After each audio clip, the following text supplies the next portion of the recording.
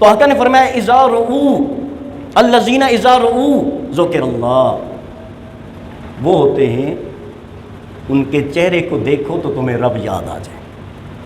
چہرے کو دیکھ کے پوچھا نہیں آپ کس کنبے سے ہیں، کس قبیلے سے ہیں، کس علاقے سے ہیں، کس فرقے سے ہیں، کس جماعت سے ہیں، کون سا اسکول آف تھاٹ ہے آپ کا، نہیں، صرف جسٹ دیکھا تھا. اس اللہ کے بندے کے چہرے پر دیکھنے والے کی نظر پڑی، اس بندے کو اپنا رب یاد آ گیا. فرمایا جس کو دیکھ کے تمہیں رب یاد آئے نا تو گواہی دو کہ وہ اللہ کا دوست ہے، اللہ کا ولی ہے.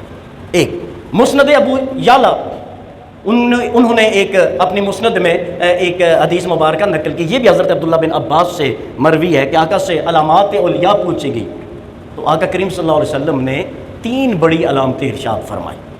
پہلی علامت یہ ارشاد فرمائی کہ ان صحابہ نے عرض کی یا رسول اللہ ہمارا بہترین جلیس کون ہے، بہترین دوست کون ہے، وہ کون بہترین شخص ہے جس کی مجلس ہم اختیار کریں، جس کی محفل میں جا کر ہم بیٹھیں، جس کے ساتھ ہم مل کے بیٹھیں، بہترین کون ہے؟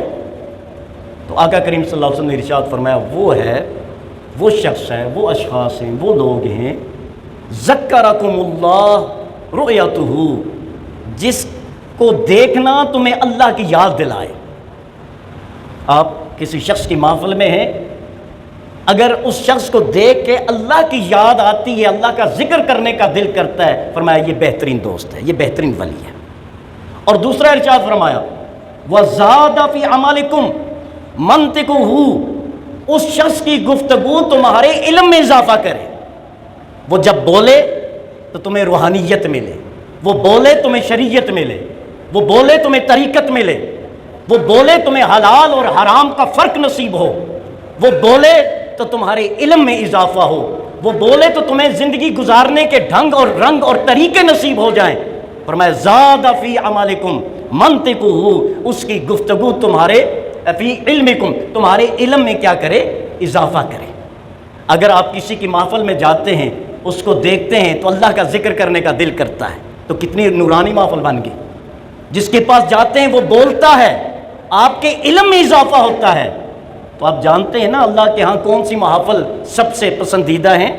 جب آقا کریم صلی اللہ علیہ وسلم تشریف لائے مسجد نبوی میں، صحابہ کی ایک جماعت اللہ کا ذکر کر رہی تھی، آقا نے دونوں کی تعریف کی، ایک کی تعریف کی، آگے بڑھے دوسری جماعت جو مسائل پہ گفتگو کر رہی تھی، علمی گفتگو کر رہے تھے صحابہ کی جماعت رضوان اللہ تعالیٰ علیہ مجمعین، آقا نے ان کی بھی تعریف کی، لیکن تشریف رکھی علم والی جماعت میں، جہاں علمی گفتگو ہو رہی تھی وہاں تشریف فرما ہوئے اور ارشاد فرمایا انما بعثت معلما، مجھے بھی میرے رب نے معلم بنا کر بھیجا ہے.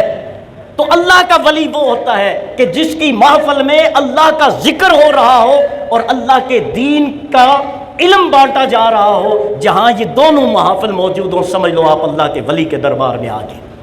اللہ کے ولی کا دربار اور مجلس یہ نہیں ہوتی جہاں گاڑیوں کی باتیں ہوں، کون سا نیا ماڈل گاڑی آئی ہوئی ہے، فلاں پلازے کا کام کہاں پہنچا، فلاں بلڈنگ کا کام کہاں پہنچا، فلاں بزنس کا کیا جو ہے وہ کیا حال ہے، کیا صورتحال ہے. نہیں، ولی کی محفل میں جب جاؤ گے، ولی کی علامت یہ ہے کہ جب تم اس کا چہرہ دیکھو گے تمہیں تمہارا رب یاد آئے گا.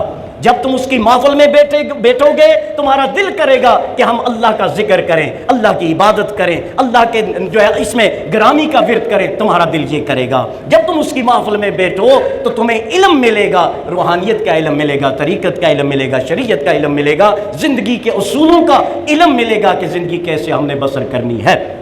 تیسری بات ارشاد فرمائی وَزَادَكُمْ فِي الْآخِرَةِ عَمَلُهُ، اور اس کا عمل تمہاری آخرت میں نیکیوں کے اضافے کا باعث بنے. وہ عمل ایسا کرے کہ تمہیں جب اس کے عمل پر نظر پڑے تو تمہارا دل بھی زیادہ عمل کرنے کا خواہاں بن جائے، کوشاں ہو جائے کہ اس کے عمل کو دیکھو تو آخرت کے عمل کرنے میں لگ جاؤ، اس کی گفتگو کو سنو تو تمہارے علم میں اضافہ ہو جائے، اور اس کے چہرے کو دیکھو تو تمہیں تمہارا رب یاد آ جائے. فرمایا یہ اللہ کے ولی کی علامتیں ہیں. اب ان علامات کو اپنے قلوب اور اپنے اذہان میں ڈالیں، اپنے دل میں رکھیں، ذہن میں رکھیں، اور پھر نکل جائے اللہ کے بندوں کو ڈھونڈنے کے لیے جس میں یہ علامات پائی جائیں، سمجھ لو کہ وہ اللہ کا کامل اور اللہ کا ولی بندہ ہے۔ تو کتنی علامتیں ہوئی؟ 3 علامتیں۔ پہلی علامت عام لوگوں کے لیے ہے، ذکرکم اللہ رؤیتہ، دیکھو اس بندے کے چہرے کو، یاد تمہیں تمہارا رب آ جائے۔ یہ عوام کے لیے ہے، جس کے پاس زیادہ دین کا علم، شریعت اور طریقت اور روحانیت کا علم نہیں ہے، وہ کہاں سے دلائل لائے کہ یہ ولی ہے یا نہیں؟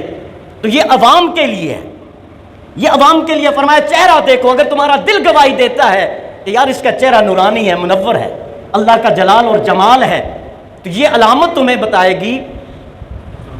یہ جو ہے نا کسی نے وضو ایریا میں کسی کا پرس ملا ہے تو بعد میں لے لیں۔ اللہم صلی اللہ علیہ وسلم۔ تو پہلی علامت کن کے لیے ہے؟ عوام کے لیے ہے، کہ جس کو کوئی زیادہ معلومات نہیں ہے وہ چہرے کو دیکھ کے فیصلہ کر لے کہ یہ اللہ کا نیک بندہ ہے یا نہیں۔ دوسری علامت علماء کے لیے ہے، یہ میں سمجھانے کے لیے عرض کر رہا ہوں، کیونکہ علماء جو ہوتے ہیں وہ ہر چیز کو قرآن اور حدیث کی روشنی میں پرکھتے ہیں، وہ ظاہر کو دیکھتے ہیں۔ بات سمجھ میں آئی؟ علماء کس کو دیکھتے ہیں؟ ظاہری احکامات کو دیکھتے ہیں۔ تو ولی کامل وہ ہوگا کہ علماء اگر اس کی محفل میں آتے ہیں، اس کی گفتگو ایسی ہوتی ہے کہ علماء بھی اس سے علم لے کے جاتے ہیں، سیکھ کے جاتے ہیں۔ میری فراغت تھی 2003 معراج شریف سے، جب میں نے کورس درس نظامی کا مکمل کیا تو ہمارے ایک رشتہ دار ہیں، وہ دیوبندی مسلک سے، مجھے فراغت پہ وہ چلے گئے، اور معراج شریف دربار بھی ہے، سارے معاملات جس طرح ایک خانقاہی یا روحانی سیٹ اپ ہوتا ہے، وہ چلے گئے وہاں، رات حاضری انہوں نے دی دیکھنے کے لیے، اللہ جانتے ہیں کس نیت سے گئے، لیکن وہ گئے وہاں۔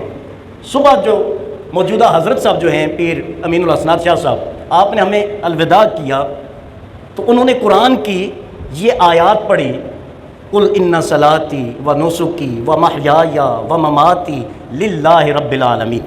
ان آیات کے ضمن میں ہم طلباء کو انہوں نے نصیحت کی کہ بیٹا میں تمہیں اللہ کے حوالے کرتا ہوں، اور تمہیں یہ نصیحت کرتا ہوں کہ تمہارا جینا، تمہارا مرنا، تمہاری زندگی، تمہاری قربانیاں سب اللہ کے لیے ہونا چاہیے، اللہ کے علاوہ تمہاری نیت میں، خیال میں کوئی اور شخصیت نہیں آنی چاہیے۔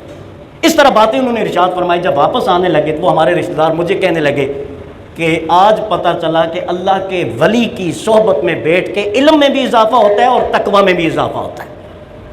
تو اس وقت انہوں نے کہا کہ ہم ولیوں کے مخالف نہیں ہیں، ہم بہروپیوں کے مخالف ہیں۔ تو میں نے عرض کی ان سے، میں نے کہا ہم بھی ایسا ہی کہتے ہیں، کیونکہ بہروپیے ولی ہے ہی نہیں۔ یہ الگ بات ہے کہ بہروپیوں نے ولیوں کا بھیس جو ہے وہ پہن لیا، بھیس اوڑھ لیا ہے۔ جس طرح ہر داڑھی والا جو ہے نا وہ عالم نہیں ہوتا، لیکن ہر تقریباً زیادہ تر ڈاکو داڑھی رکھ لیتے ہیں۔ تو اب ایک داڑھی رکھا ڈاکو ڈاکہ ڈالے یا چور چوری کرے تو آپ کیا کہیں گے کہ یہ علماء کا کام ہے؟ نہیں، علماء کا بحث پر جو ہے وہ بحث بدل لیا ہے۔ اسی لیے غالباً علامہ اقبال کا شعر ہے، مجھے صحیح یاد نہیں ہے کہ کن کا شعر ہے، وہ فرماتے ہیں جبہ و دستار کی تحقیق ہے لازم،